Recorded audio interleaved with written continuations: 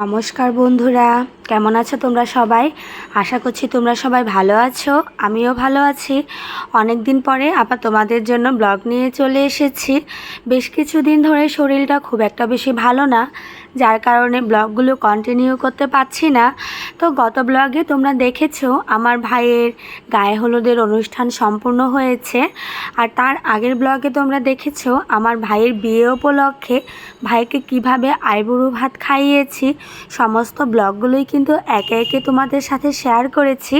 আর আজকের ব্লগে তোমরা দেখতে পারবে আমার ভাইয়ের দধিমঙ্গলের অনুষ্ঠান। ঘড়িতে এখন বাজে হচ্ছে 4:30। কাল রাতে আমাদের সবার ঘুমাতে ঘুমাতে বেজেছিল 2টা, আর ঘুম থেকেই উঠে গেছি 4:30টার সময়। মোবাইলে অ্যালার্ম দেওয়াই ছিল, অ্যালার্ম বাজার সাথে সাথেই সবাই ঘুম থেকেই উঠে লেগে গেছি বিয়ের কাজে। আজকে হচ্ছে দধিমঙ্গলের অনুষ্ঠান। দধিমঙ্গলের অনুষ্ঠান খুব সকাল থেকেই শুরু করতে হয়, যার কারণে সবাই কিন্তু খুব ভোর ভোর উঠে গেছি, আর সারা রাতে 2 ঘন্টাও ঠিকমতো ঘুমাতে পারিনি।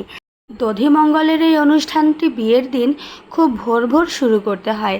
সূর্য ওঠার আগেই এই অনুষ্ঠানটাকে কমপ্লিট করতে হয়। এখানে হচ্ছে মাসি আর আমার বৌদি দুইজনে মিলে বরণডালা সাজিয়ে নিচ্ছে। কালকে যে কুলাগুলোকে রং করেছিলাম সেই কুলাগুলোর মধ্যেই এই ডালাটাকে এখন সাজিয়ে নিচ্ছে। কুলাগুলোকে রং করে সারা রাত ফ্যানের বাতাসেই রেখেছি, যার কারণে কুলার রঙগুলো খুব ভালো মতো শুকিয়ে গেছে। আর এইদিকে মাসি আর বৌদি একে একে কুলাটাকে খুব সুন্দরভাবে সাজিয়ে নিচ্ছে ভাইকে বরণ করার জন্য। আর আমার ভাই এখানে পিঁড়িতে বসে পড়েছে আসন পেতে। এখন ভাই খাবে হচ্ছে দই, চিড়া আর মুড়ির মোয়া। এগুলো খেয়ে হচ্ছে আজকে ভাই সারাদিন থাকবে। সারাদিন উপবাস থেকেই ভাইকে করতে হবে বিয়ে, এটা হচ্ছে প্রচলিত নিয়ম। আর এখন হচ্ছে আমার বৌদি ভাইকে ধান আর দুব্বো দিয়ে আশীর্বাদ করে নিচ্ছে।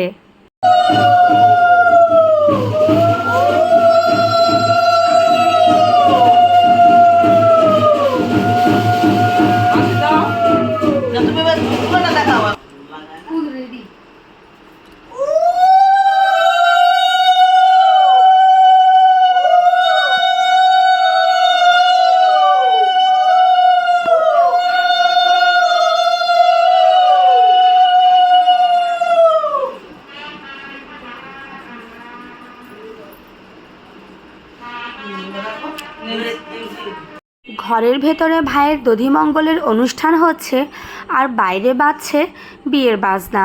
বিয়ের বাজনা বাজার সাথে সাথেই সবাই কিন্তু ঘুম থেকেই উঠে গেছে হুড়মুড় করে। আর এই দিকে ভাইকে খেতে দেওয়া হলো দই, চিড়া, মুড়ি, মুরকি, অনেক কিছু। আর এটা খেয়েই আমার ভাইকে থাকতে হবে আজকে সারাদিন। মোটামুটি বলতে পারো এটা খেয়েই ভাইকে বিয়ে করতে হবে। দধিমঙ্গলের অনুষ্ঠান সম্পূর্ণ হওয়ার সাথে সাথেই কিন্তু সূর্য উঠতে শুরু করে দিয়েছে। এখন আমরা সবাই যাচ্ছি 7 ঘাটের জল আনার জন্য। এই 7 ঘাটের জল দিয়েই কিন্তু ভাইকে করানো হবে বিয়ের স্নান।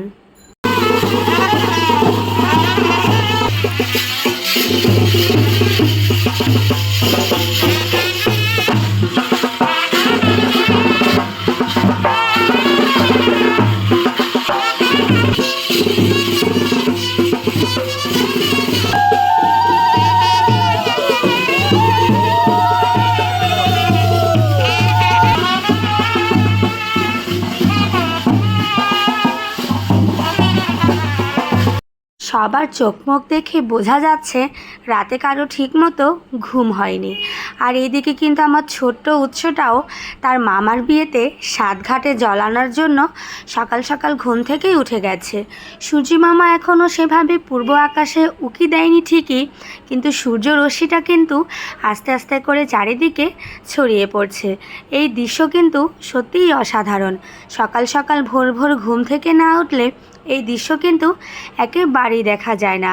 আর এই যে আমার উৎসকে দেখো, ওর নিনির কুলে কিভাবে জড়সড় হয়ে বসে আছে, কিন্তু তারপরে ওকে থাকতে হবে ওর মামার সব কয়টা বিয়ের অনুষ্ঠানে।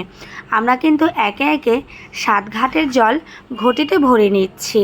মোটামুটি 7 ঘাটের জল ভরার শেষে এখন আমরা চলে আসছি বাড়িতে। আর সবাই কিন্তু ভীষণ ক্লান্ত, কালকে গেছে গায়ে হলুদের অনুষ্ঠান, সেখানে আমরা ভীষণ মজা করেছি, ভীষণ আনন্দ করেছি, যার কারণে রাতের বেলা ঘুম একেবারেই হয়নি। তো যাই হোক, না ঘুম হোক তাতে কোনো অসুবিধা নেই, আনন্দ কিন্তু বিয়ের চলতেই থাকবে। তো এখন হচ্ছে এইখানে আমার ভাইয়ের বৃদ্ধির অনুষ্ঠান শুরু হবে। ঘড়িতে এখন বাজে হচ্ছে 9টা থেকেই হচ্ছে বৃদ্ধির অনুষ্ঠান শুরু করা হবে। সকাল সকাল চলে এসেছে ঠাকুরমশাই এসেই যাবতীয় কাজগুলো উনি করে দিচ্ছে। এগুলো হচ্ছে কলার মাজন বা কলার পাচন, যে যেই নামে চেনে না কেন, এই কলার পাচনগুলোকে একটা একটা করে সাইজ করা হচ্ছে। আর সবাইকে দেখো এইখানে বসে আড্ডা দিচ্ছে ঘুম থেকে উঠে। আমরা মহিলারা কিন্তু সকাল সকাল ঘুম থেকে উঠলেও এরা কিন্তু বেশ টানা ঘুমিয়েছে অনেকক্ষণ। বিয়ে বাড়ি বলে কথা, সবাই ব্যস্ত নানান কাজে। এত কাজের মধ্যেও কিন্তু মনের মধ্যে বেশ আনন্দ হচ্ছিল। সন্ধ্যার পরেই হবে ভাইয়ের বিয়ে, কে কীভাবে সেজেগুজে ভাইয়ের বিয়েতে যাব সেটা নিয়ে কিন্তু কথা হচ্ছিল। আর এই পাশটাতে ভাইয়ের বিয়ের বৃদ্ধির অনুষ্ঠানের কাজ শুরু হয়ে গেছে। পুরোহিত মশাইও কিন্তু সব কিছু সাজিয়ে গুছিয়ে একদম রেডি হয়ে গেছে ভাইকে বৃদ্ধি করানোর জন্য। আজকে কিন্তু গরম পড়েছিল প্রচুর, আর রোদের তাপও ছিল অনেক, কিন্তু এই গরমের মধ্যেও একটা শান্তি হচ্ছে, বৃষ্টি নামেনি। এই গরমের মধ্যে বৃষ্টি হলে আর তো কোনো কথাই নেই।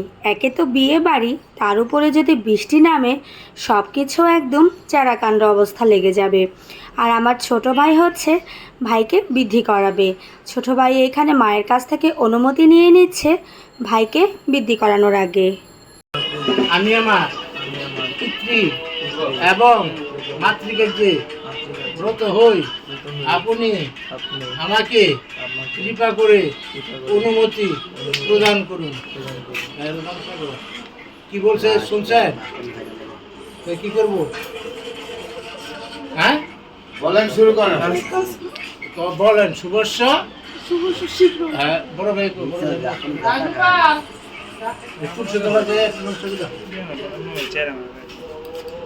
দাদা আপনার কাজ করতে পারবো না। কই গোপাল কই? বসো, ওই যে গোপাল বড় ভাই। তাহলে এগুলো লাগবে নাকি এখানে বাইরে? এগুলা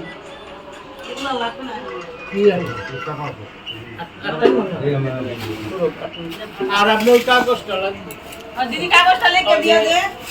দুই সাইডে লিখে, এক সাইডে মাতুল লিখে।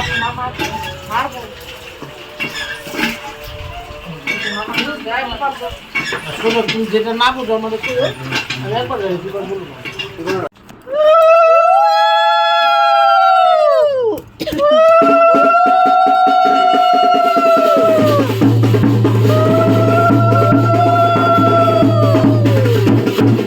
ভাইয়ের বিয়ের বৃদ্ধির অনুষ্ঠানের কাজ শুরু হয়ে গেছে।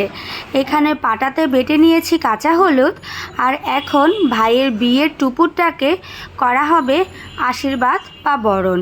বৌদি এখানে ভাইয়ের বিয়ের টুপুরটা ঘর থেকে নিয়ে বের হচ্ছে, আর সাথে আছে জোকার আর বাদ্য।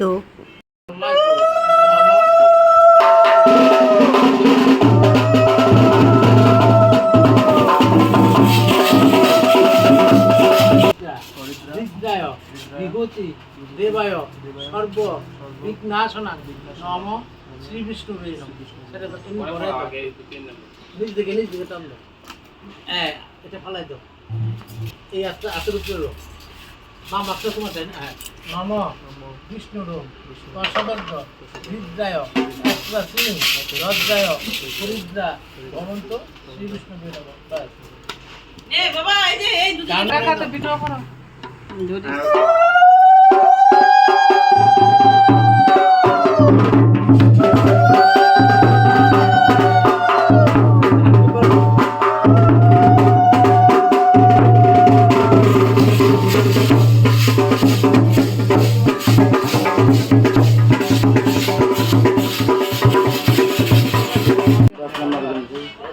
বাজারটার মধ্যে হাতের ডাইন ছিল।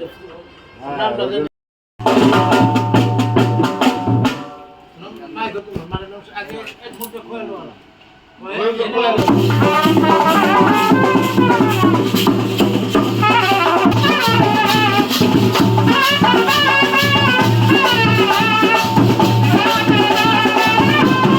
আজকে ভোর 4:30 থেকে ছোট ছোট অংশ নিয়ে সম্পূর্ণ ব্লগটাকে আমি সাজিয়েছি।